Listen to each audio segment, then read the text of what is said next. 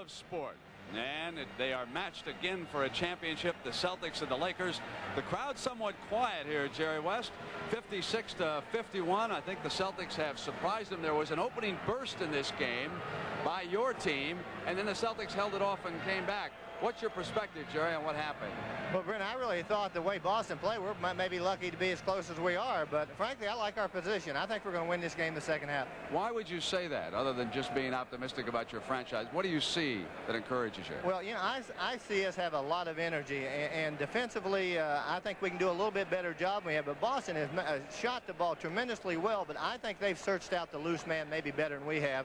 Maybe we were a little bit too high for this game, but I think we're going to play a great second half. Oscar, what do you think about this game? Well, I think Parrish is playing an exceptionally very fine basketball game. Not only playing when they half-court game, but he's getting on the court on the break. Yeah. And Larry Bird, even though he's not scoring, is making the right passes. You know, Oscar, I have said that Eastern Conference basketball is tougher, more physical, and once they got into a bump and grind war that the Lakers haven't been all year, it was going to be tough. How do you see that? Is there a difference between East and West Coast basketball? There may be, but I think it's a different type of basketball, as you say. You know, the Lakers run, all the West Coast teams seem to run up and down the court so very fast. On the West Coast, on the East Coast, they seem to set up a lot more. Maybe because they can't run as fast. Jerry, is there anything to that observation that you didn't play as tough a teams as the Celtics beat to get into the final? Well, we'll see when this playoff's over, Brent, but I really like to think that basketball has, every year something's different in each conference. And a lot of it depends on where you draft. Boston, of course, have assembled a wonderful team. They've been really good, and I think people say this team is beat up. I tell you what, I think they're healthy now, and they're playing their best basketball. Yeah, no doubt about it. I think they're healthy, too. Right. Jerry and Oscar, I want to thank you both for being with us here this afternoon. Two of the all-time greats in the history of the great game of basketball, Jerry West and Oscar Robertson. Coming up now, it's the second half, Game 6 of the finals.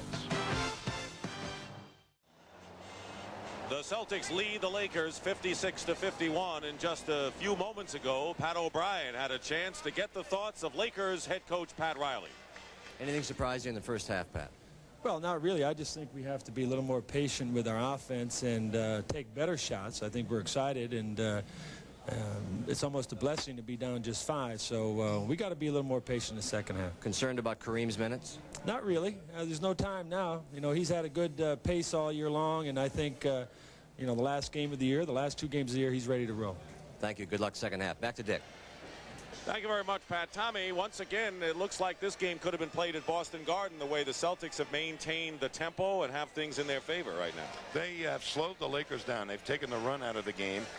But what I'm looking at here is the Celtics, in doing it, spent an awful lot of minutes. Their key big guys, particularly Bird and McHale.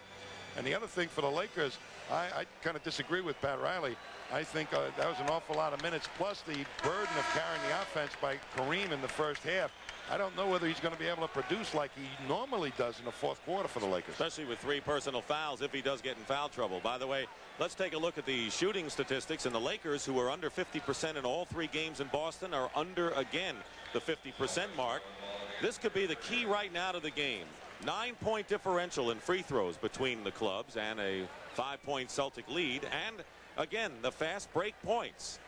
Last game, it was Boston with the edge over the speedy Lakers. And once again, it's 16-14, so that's awfully close in the fast breaks points. You're looking at the scoring, and you can see the 3 men who did the bulk of it. And as Tommy talked about their time, Parrish played only 14 minutes, so that's a plus for the Celtics there. And for the Lakers scoring, basically a 2-man affair. Well, with Kareem having to really score those low post points, and Worthy, who's really been pretty good today. The key guy that they got to get into their lineup is Scott off the break. They got to get him with some outside shots so that he starts feeling good about himself. And the crowd behind the Lakers as we start the third period. The Lakers scored 25 and 26 points in each of the first 2 periods, which is far below what they're used to. The Lakers scored 30 or more in 7 out of 8 quarters in the first 2 games. Bird for 3, way off the mark. And Magic Johnson with a 3-on-3 break. If Byron Scott doesn't produce early, you may see a lot of Cooper in this half. Magic goes in against Ainge. He brushed him and used his body. That's what is known as a quick hitter. Before the Celtics defense was totally set up, they got the ball in a low post to a good matchup. Pick and roll to Parrish, and Kareem has picked up his 4th personal foul.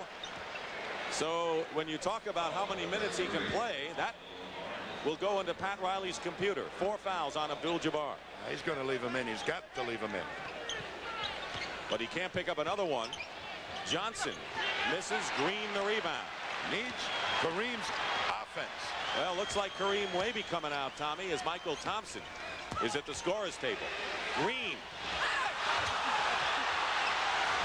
McHale and Ainge collide, and here's Boston 2-on-3, and Dennis Johnson will slow it down. Ainge. They closed the middle, and Bird lingered in the corner, and McHale, no basket foul. If it had dropped.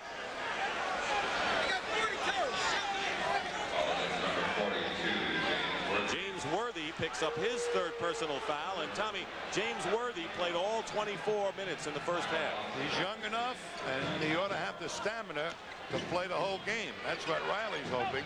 McHale against Michael Thompson, who's in for Kareem. Ainge taps it out. The Lakers have gone with an exceedingly big lineup right now. Harris missed it. Excuse me, they did take the Kareem out. 2-on-1. Michael Thompson back to Green. And a foul in the act of shooting as Danny Ainge had Green inside and picks up personal foul number 2. Now, the Lakers have their fastest unit on the court with Michael Thompson as the center and Green. If I were Pat Riley right now, I'd be thinking of using Green. He's the guy that's been roaming around. The Celtics are not really totally concerned with him. He can get a 4-on-3 situation almost anytime they want with Green. Pat Riley, who said that if the Lakers ultimately lose, it'll be public humiliation. He said that even before the last game in Boston. And so far, the Celtics have yet to score with nearly 2 minutes gone by in this 3rd period. Every time the Lakers have come close, the Celtics have gotten the hoop to give them a 3-point lead. But Worthy saves it from Magic Johnson, and a brilliant play by James Worthy.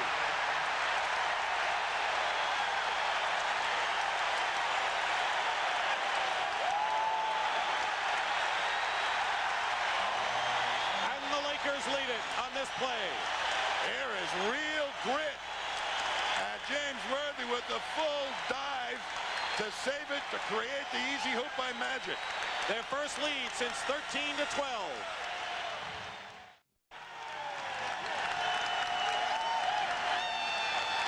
Crowd is going wild here, Tommy, and it was James Worthy who ignited the Forum crowd with this tremendous play. Well, he just steps out with those quick feet and he picks it off.